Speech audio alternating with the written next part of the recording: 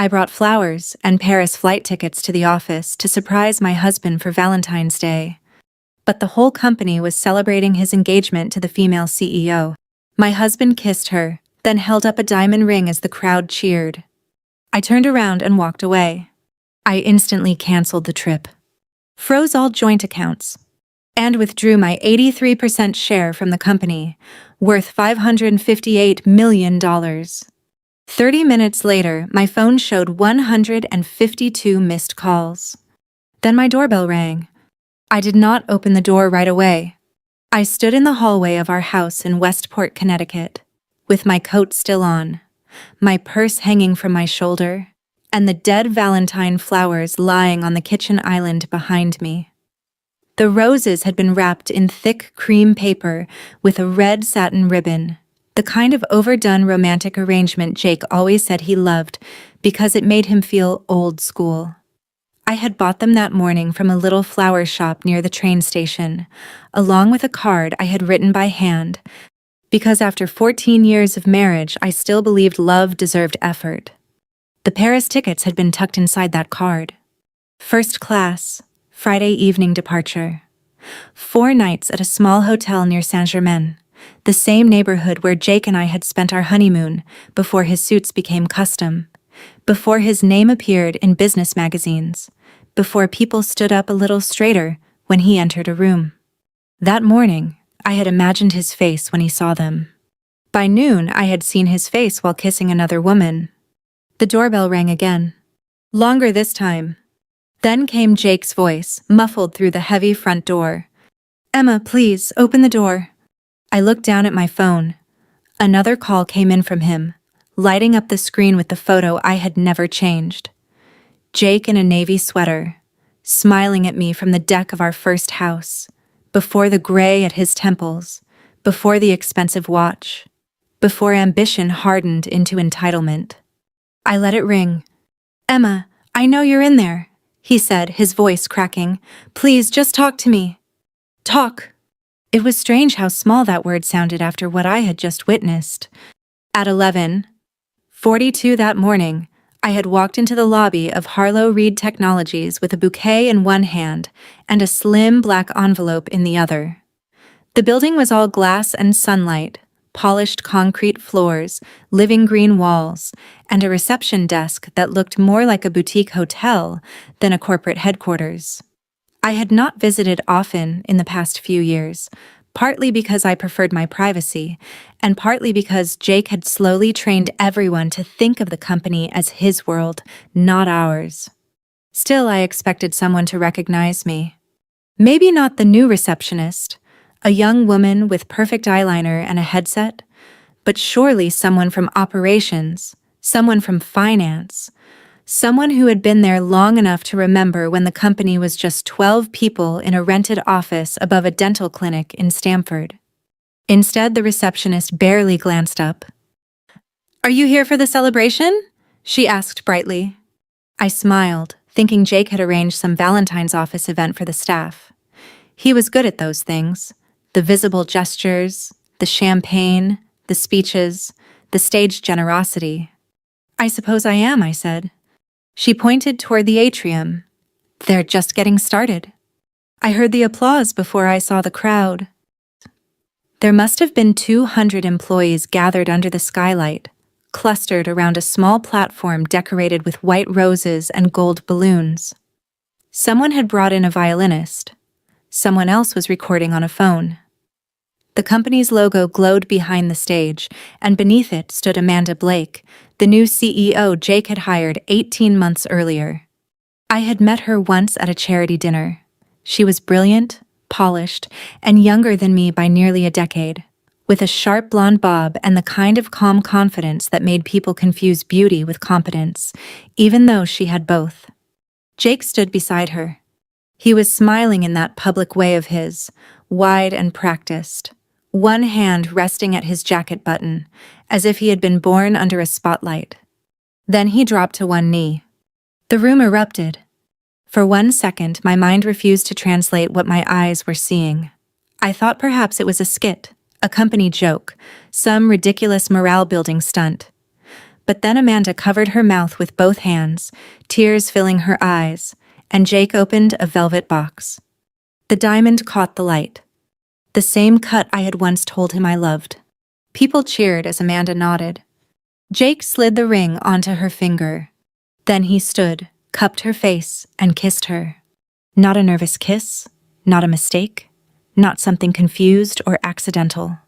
A man does not kiss another woman like that unless he has already practiced betraying his wife in his mind 1,000 times. I felt the bouquet slip lower in my hand.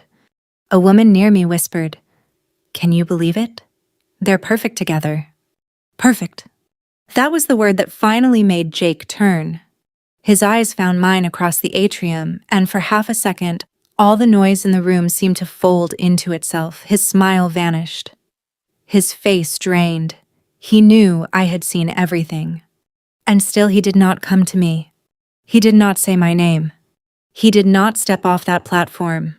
Amanda followed his gaze and looked at me with polite confusion, the kind a hostess gives to a guest she cannot place.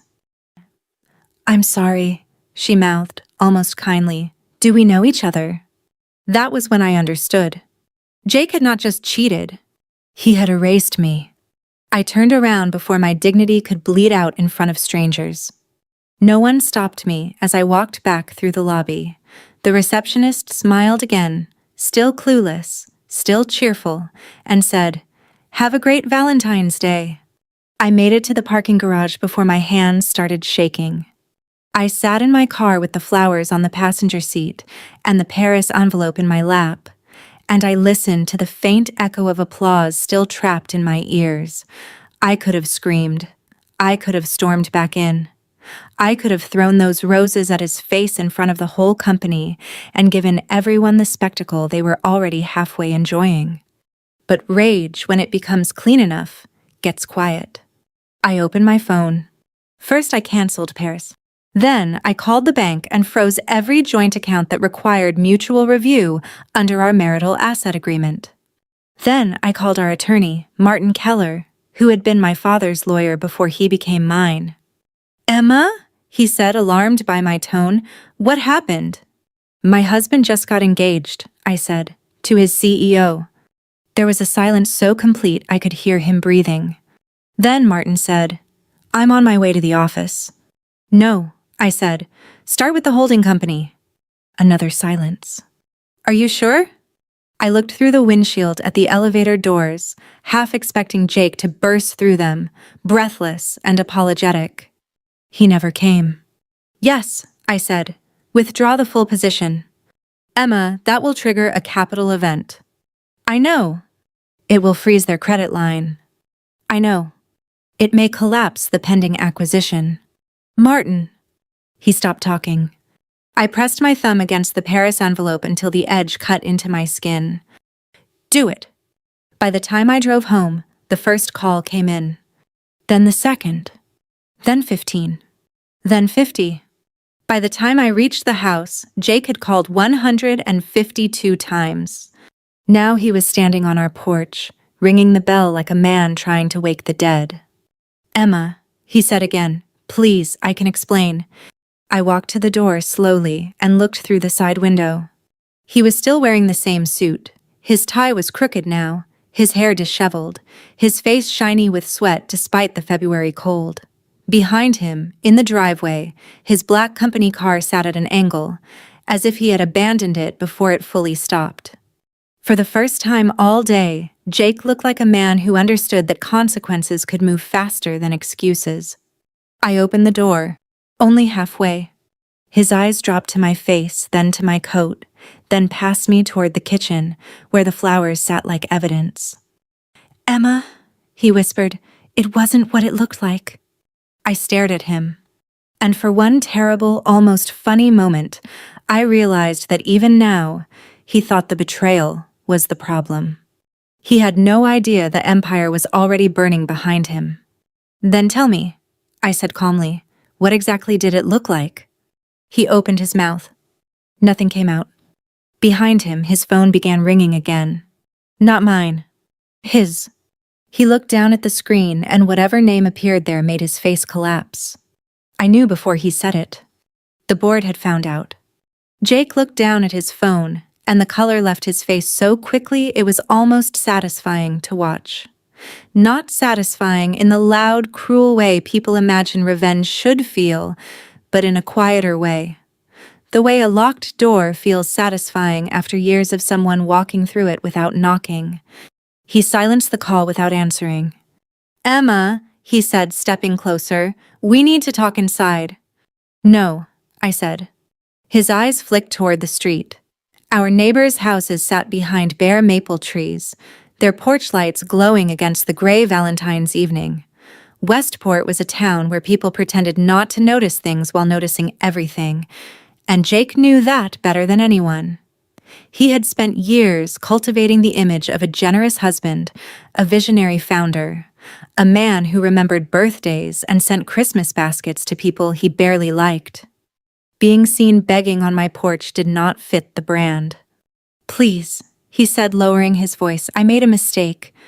"A mistake is forgetting an anniversary," I said. "A mistake is missing a flight. You proposed to another woman in front of 200 employees." His jaw tightened. It got out of hand. I almost laughed. That was Jake's gift. And maybe also his curse. He could make any disaster sound like weather. A thing that happened. A thing that rolled in unexpectedly. A storm, not a choice. "When did it get out of hand?" I asked. "Before or after the ring?" He swallowed. Behind him, his phone started buzzing again. This time, he glanced at it and turned the screen away, but I saw enough. Martin Keller. My lawyer. Jake saw that I had seen. "What did you do?" he whispered. I leaned against the doorframe, and for the first time since walking into that glass atrium, my hands stopped shaking. "I protected what belongs to me." His expression changed then. The panic sharpened into calculation, and I recognized the look because I had seen it across conference tables for years, whenever a deal began moving in a direction he could no longer control. "Emma, you can't just pull capital like that," he said. "There are procedures. There are obligations." "There are clauses," I corrected, "and you sign them." He stared at me as if I had spoken in a language he used to understand, but had forgotten through arrogance. 14 years earlier, when Harlow Reed was nothing but a half-developed software platform, a folding table, and a name I had written on a legal pad at 2 in the morning, Jake had not talked about obligations. Back then, he talked about dreams.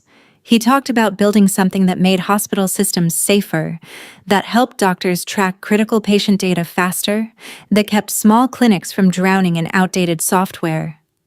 He had charisma, and I had the architecture. He could sell a room, and I could build the thing he was selling. We were a good team once. That was the part people never understood about betrayal. It did not always begin with a villain and a victim. Sometimes it began with two exhausted people eating takeout on the floor of a rented office, laughing because the Wi-Fi had gone out again. Sometimes the person who destroyed you started as the person who believed in you when no one else did. My father had been the first investor, not because he trusted Jake, but because he trusted me. After he died, his shares moved into a family holding company, and over the years, through additional funding rounds, buybacks, and carefully structured agreements, that holding company came to control 83% of Harlow Reed. Jake knew this, of course. He had known it when he asked me to stay out of the public-facing role because, as he put it, investors are more comfortable when there's a single operational voice. He had known it when he convinced me that my privacy was an advantage, that I could guide strategy from the board level while he handled interviews, conferences, and champagne toasts. He had known it every time a magazine called him the founder, and I corrected no one because I told myself marriage was not a competition. But knowing a fact and respecting it were two very different things. "You're angry," he said, forcing softness into his voice. "I understand that. You have every right to be angry." "No," I said. "I had every right to know my husband was living as an unmarried man at work." His face flinched. "Good. Amanda didn't know," he said quickly. That surprised me, though I did not let him see it. She didn't know what. He looked toward the driveway, then back at me. About us. Not really. Not really, I repeated. I told her we were separated. The cold moved through me, clean and exact. I thought of Amanda's polite, confused smile, the way she had mouthed, "Do we know each other?" Not cruelly, not smugly, just genuinely unaware that the woman holding Valentine roses was the wife of the man she had agreed to marry. "You told her we were separated," I said, "while you slept in my bed every night." Jake closed his eyes. "Emma, while I hosted your mother for Thanksgiving." "I know." "While we renewed the lake house insurance together last month." "I know." "While you kissed me goodbye this morning."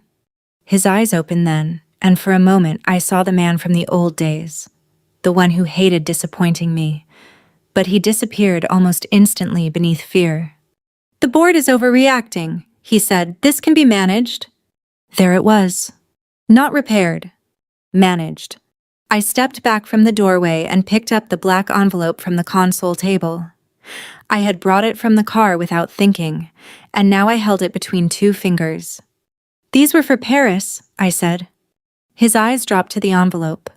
Something like grief crossed his face, but it came too late to matter. "I wanted to surprise you," I said. "I thought we needed a few days away. I thought you had been distant because of the acquisition, because of stress, because of everything you always said was temporary." "It was complicated," he said. "No, software integration is complicated. Marriage is difficult. Lying is simple." He looked at me then, wounded by the plainness of it. Another car turned onto our street. Jake instinctively stepped closer to the door, trying to hide from the headlights. I did not move. The lights passed. His phone buzzed again, then mine. I looked down and saw a message from Martin. "Emergency board meeting scheduled for 7:30 p.m. They are requesting your presence by video. Do not speak to Jake about corporate matters." I turned the phone toward Jake just long enough for him to see the first line. His mouth parted. "Emma, don't do this tonight." "I didn't do it tonight," I said. "You did." He ran a hand through his hair, and suddenly he looked older than 46. Not distinguished, just tired and cornered. "If I'm removed, the company destabilizes," he said. "People lose jobs, good people, people with mortgages, families." "That is the first honest thing you've said," I replied. "And it should have mattered to you before you turned their workplace into your engagement party." He had no answer. For years, Jake had relied on movement. If a conversation became uncomfortable, he walked into another room. If a question got too precise, he took a call. If I asked about loneliness, he blamed deadlines.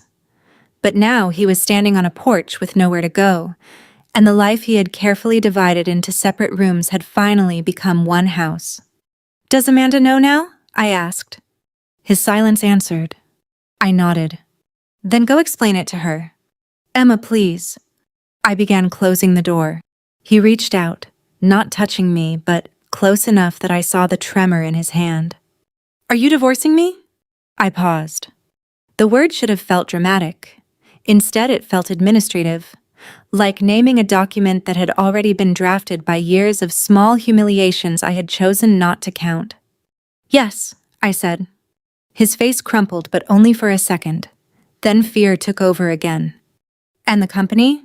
I looked at him through the narrowing space between us. "The company," I said, "was never yours." Then I closed the door, locked it, and stood there while he knocked once, twice, then stopped. A minute later, his car door slammed. Through the window, I watched him sit behind the wheel without starting the engine, shoulders bent, phone pressed to his ear. I did not know whether he was calling Amanda, the board, or another lawyer. For the first time in 14 years, I did not need to know. At 7:30, I sat at my kitchen table in a navy sweater with a glass of water beside me and Martin's face glowing on my laptop screen. One by one, the board members joined the call, each looking stunned, careful, and professionally frightened. Then Jake appeared. He was no longer on my porch. He was in his office, beneath the framed magazine cover that called him the man who reinvented medical data. His camera turned on. He looked directly at me.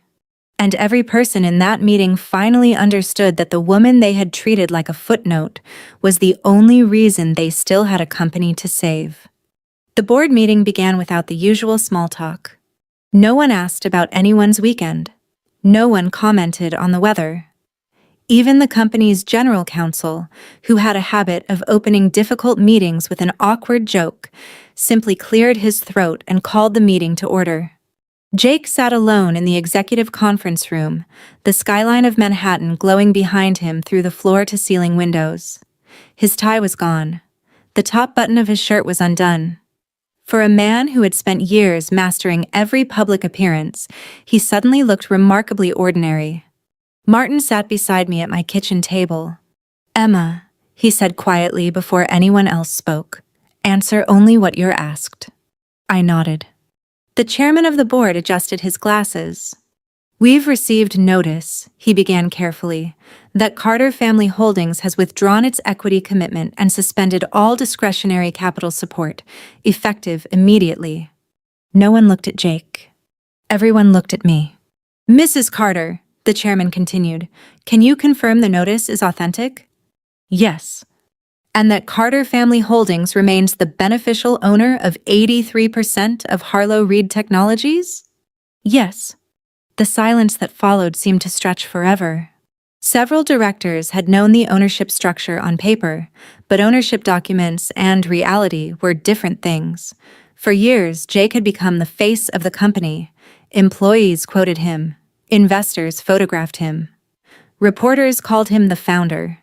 Somewhere along the way, people had begun believing visibility meant ownership. Jake had believed it most of all. He leaned toward his camera. "Emma, please don't make permanent decisions based on today's emotions." Martin placed a hand lightly over my legal pad, reminding me not to respond emotionally. "I made no decisions today," I answered calmly. "I executed rights that have existed for years." Jake closed his eyes for a second. The chairman turned toward him.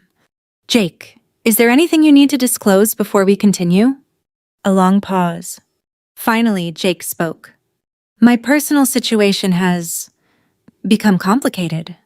"Complicated," one director repeated flatly. Another board member, Linda Foster, folded her hands on the table. "Did you represent yourself inside this company as unmarried?" Jake hesitated. "Yes."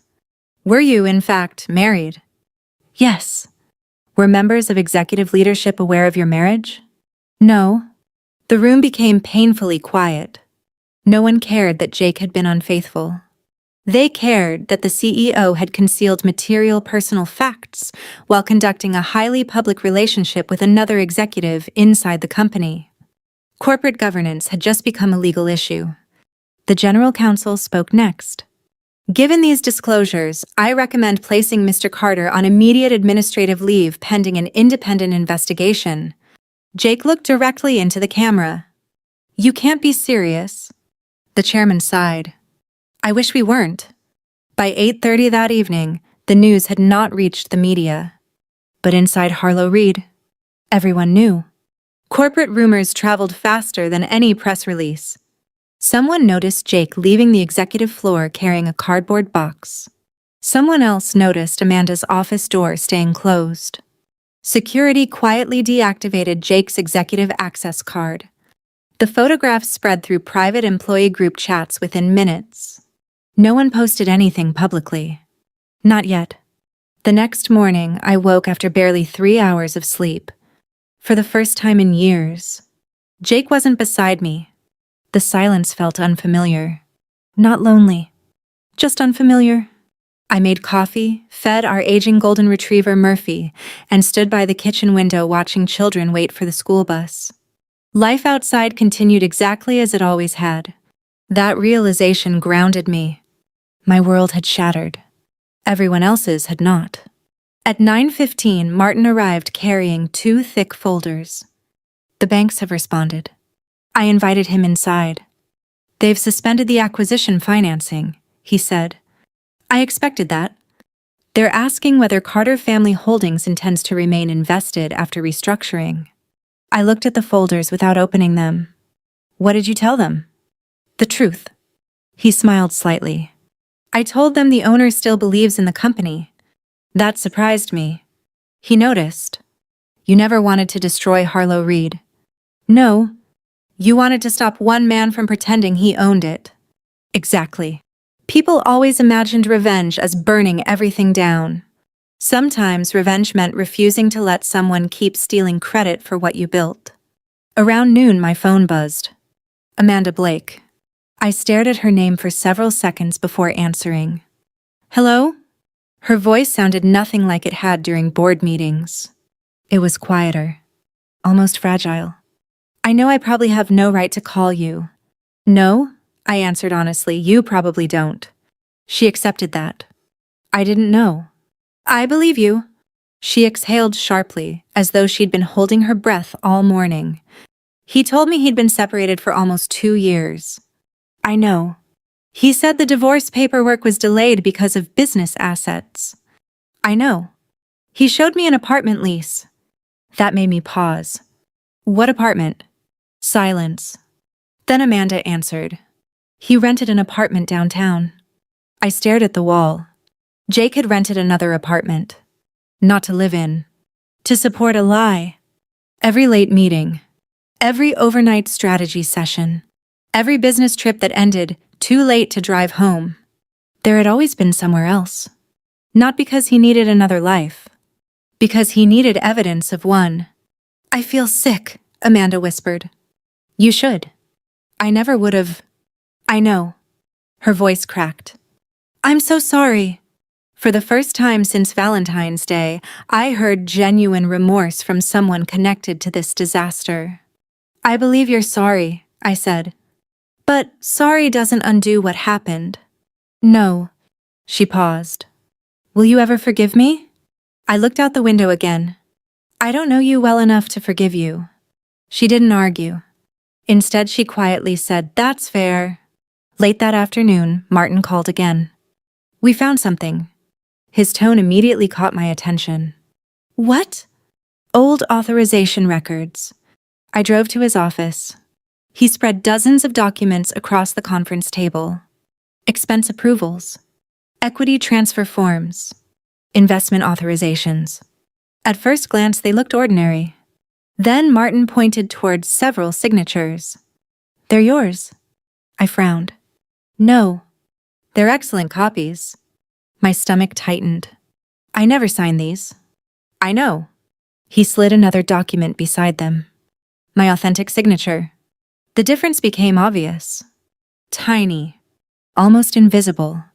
But obvious. Jake hadn't simply betrayed our marriage. Someone had been forging my signature on corporate documents.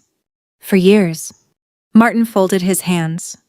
We're having forensic analysts review every executive authorization from the last 5 years. How many? Hundreds. I slowly sat back in my chair. Every emotion I'd carried since Valentine's Day shifted. Until that moment. I believed this story was about infidelity. Now it was becoming something much larger. Corporate misconduct. Fraud. Possible criminal exposure. Martin looked at me carefully. Emma. Yes? You need to prepare yourself. For what? If the investigation confirms what we suspect. He paused. Jake isn't just going to lose his marriage. I finished the sentence for him. He's going to lose everything. Martin didn't answer. He didn't need to. The evidence spread across the conference table already had. As I stared at the forged signatures bearing my name, I realized something that chilled me far more than the engagement party ever had. Jake hadn't crossed one line. He had been crossing lines for years. Valentine's Day hadn't created the disaster. It had merely exposed it. The next 48 hours moved with the cold precision of a machine. Martin brought in a forensic accounting firm from New York, the kind that did not ask unnecessary questions and did not use dramatic language unless a document deserved it. They set up inside a locked conference room at Harlow Reed, badge access restricted, blinds drawn, laptops open beside bankers' boxes of old authorizations, board packets, wire approvals, and executive compensation files. I did not go to the office. That was deliberate. If I walked into that building too soon, people would turn the investigation into a personal war between a wife and a husband. I wanted no gossip, no hallway whispers about revenge, no excuse for Jake to claim I was acting from heartbreak rather than evidence. So I stayed home, answered questions through Martin, and let the professionals do what Jake had always underestimated. They followed paper. By the third day, they found the pattern. It was not one forged signature, or even a handful. It was a system. My name had been used to authorize temporary executive loans, approve inflated travel reimbursements, and fast-track vendor contracts tied to people Jake knew personally. None of it was reckless enough to scream fraud at first glance. That was what made it dangerous. It was polished, layered, and wrapped in corporate language clean enough to pass through busy hands. But lies age badly. Every document had a timestamp. Every approval had metadata. Every transfer left a trail. At 6:12 on Thursday evening, Martin called me. "Emma," he said, "we have enough." I was standing in my laundry room, folding one of Jake's white dress shirts because habit is sometimes the last part of love to die. I looked down at the shirt in my hands, at the monogram on the cuff, and suddenly felt foolish for touching it. "Enough for the board?" I asked. "Enough for the board, enough for civil action, and possibly enough for referral to federal authorities." I closed my eyes. For one brief second, I wished the truth had been smaller. Then I remembered Jake kissing Amanda under the skylight while 200 people applauded a lie. "Then send it," I said. The emergency board meeting was scheduled for the next morning. This time, Jake was not invited as chief executive. He was invited as the subject of the investigation. Amanda appeared on the video call from her office, pale but composed. She had resigned temporarily from all decision-making connected to Jake, and the board had accepted. She did not defend herself. She did not blame me. When the chairman asked whether she had known Jake was married, she answered clearly. "No, he told me he had been separated for 2 years." "And did he ever disclose that Mrs. Carter controlled the majority ownership of the company?" Amanda looked down for a moment. "No, he told me his wife had no operational involvement and that the ownership structure was old family paperwork." The phrase landed heavily. Old family paperwork. That was what Jake had reduced my father's investment, my years of labor, and my silence to. Then the forensic accountants began. They did not raise their voices. They did not need to. They showed signatures, metadata, wire approvals, lease agreements, and executive expense records. They showed the apartment Jake had rented downtown and classified as a strategic client hospitality suite. They showed jewelry purchases labeled as investor relations gifts. They showed private travel booked through corporate accounts. Weekends Amanda had believed were business retreats because Jake had surrounded every lie with just enough paperwork to make it look legitimate. Amanda covered her mouth once. Only once. Jake sat frozen. When he finally spoke, his voice sounded thin. "This is being taken out of context." The lead investigator, a woman named Denise Lowell, adjusted her glasses. "Mr. Carter, metadata does not have context. It has timestamps." No one smiled. But I almost did. Jake tried again. "I had authority to act on behalf of the company." "You had operational authority," Denise said. "You did not have authority to forge Mrs. Carter's signature." His eyes moved to me then, and for the first time, there was anger beneath the fear. "You're enjoying this," he said. I felt every face on the call turn toward me. I could have denied it. Instead, I told the truth carefully. "No, Jake, I am not enjoying this. I am surviving it." That silenced him. By noon, the board voted unanimously to terminate Jake for cause, revoke all unvested equity compensation, and refer the findings to outside counsel for civil recovery. His name would be removed from all active company materials until the matter was resolved. Amanda would remain on administrative leave pending completion of her own ethics review, though preliminary findings showed she had been deceived rather than complicit. It was not dramatic. There was no shouting. No one threw a glass. The revenge came in signatures, votes, and locked accounts. And somehow, that made it feel more complete. That afternoon, Amanda asked to meet me in person. I almost refused. Then I thought of the look on her face when she learned about the apartment, and I realized there was one conversation left that Jake did not get to control. We met at a small coffee shop in Fairfield, far from the office and far from anyone who might recognize us. Amanda arrived first. She wore no makeup, or very little, and the diamond ring was gone from her hand. When I sat across from her, she stood. "I'm sorry," she said. "You already said that." "I know, but I need to say it looking at you." I studied her face and found no arrogance there, no victory, no trace of the woman on the platform accepting applause. Just humiliation, the clean, brutal kind. "I believed him," she said. "That is not an excuse. It's just the truth." "I know." He made me feel chosen. That sentence hurt more than I expected, because I understood it. Jake had always known how to make a woman feel like the room had rearranged itself around her. Amanda looked down at her hands. "When I saw you in the atrium, I thought you were an investor's wife or someone from a charity board. I didn't know I was looking at the woman whose life I was standing inside." For a while, neither of us spoke. Then I said, "He lied to both of us, Amanda, but he married me. His first duty was to me." She nodded, tears filling her eyes. "I know. I could have hated her. Part of me wanted to. Hatred would have been easier than the uncomfortable truth that the other woman was not always a monster. Sometimes, she was another person standing in the wreckage, holding a different piece of the same lie. "I won't protect you from consequences," I said. "I'm not asking you to. But I won't punish you for what he did alone." Her eyes lifted to mine. That was not forgiveness. Not yet.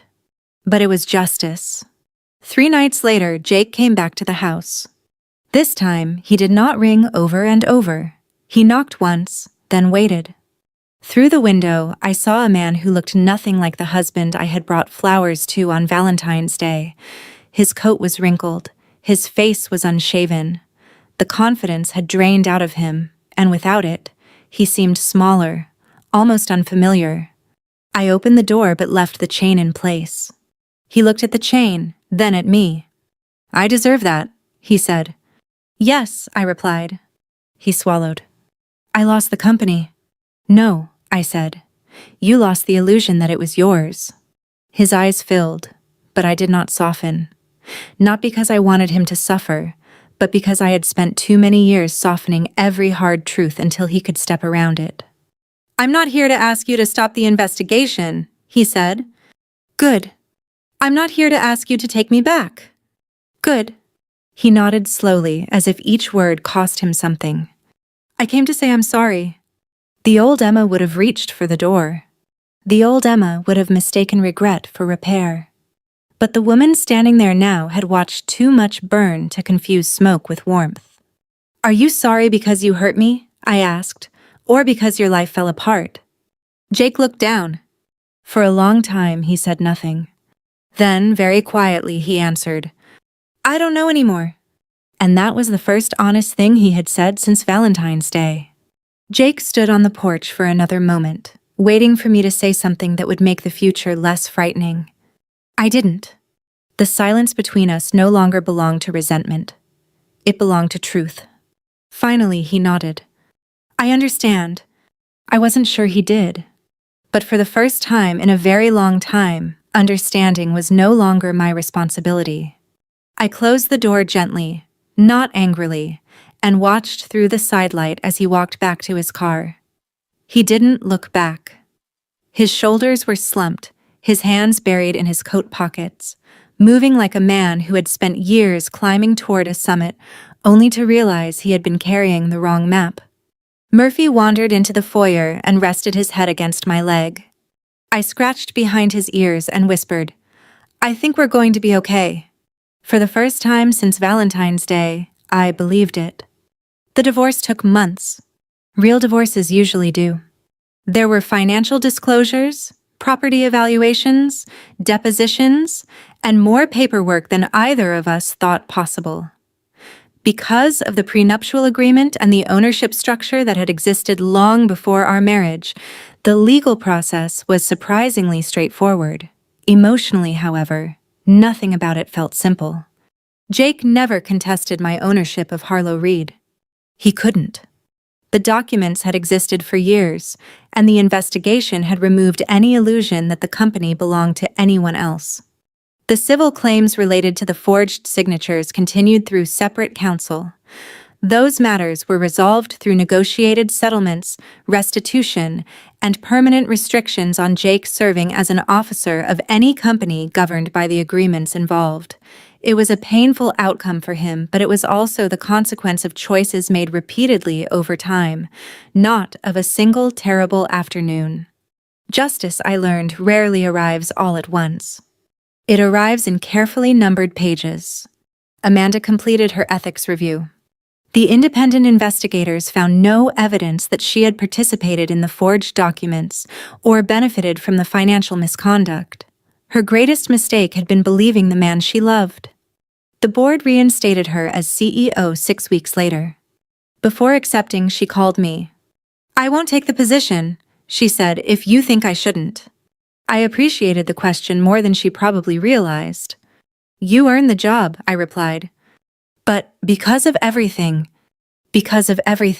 I interrupted gently. "Don't waste the chance to do it honestly." She was quiet. "I don't expect us to become friends." "I don't either. But I hope one day you'll believe I never wanted your life." I looked out the window at the first signs of spring pushing through the frozen flower beds. I already believe that. When we ended the call, I realized forgiveness had arrived without announcing itself. Not complete forgiveness. Not the kind that erased scars. Just enough to stop carrying someone else's guilt. The board asked if I wanted to become CEO. For years, that had been the obvious next step. Years earlier, I might have accepted without hesitation. Instead, I surprised everyone, including myself. "No." The chairman blinked. "You built this company." "Yes." "You own it." "Yes." "Then why?" I smiled. "Because ownership and purpose aren't always the same thing." I accepted the role of executive chair instead, focusing on long-term strategy while leaving daily operations to Amanda. It was the arrangement I should have chosen years earlier, not because I lacked the ability to lead publicly, but because leadership works best when it reflects who you actually are instead of who other people expect you to become. For the first time in years, the company felt honest. 3 months after Valentine's Day, I found the envelope containing the Paris tickets tucked inside a drawer in my desk. The flights had long since been canceled. The hotel reservation was gone. The little handwritten card I had written for Jake remained folded inside. I read it once. Then I smiled sadly and placed it through the paper shredder. Not out of anger, out of acceptance. That evening, I opened my laptop and booked another trip. Same city. Different hotel. One ticket. Paris greeted me with warm sunshine and cafes spilling onto narrow sidewalks. I walked without an itinerary. I lingered in bookstores where I understood only half the language. I sat beside the Seine with a cup of coffee that grew cold because I kept watching people instead of drinking it. On my second evening, I crossed the Pont des Arts just as the sky turned gold. Years earlier, Jake and I had stood there making promises about the future. This time, I made one promise only to myself. Never confuse being needed with being valued. They are not the same thing. Nearly a year later, Harlow Reed announced a new investment initiative supporting early-stage healthcare technology companies founded by women and underrepresented entrepreneurs. The idea had been sitting in one of my notebooks for almost a decade. Now we finally built it.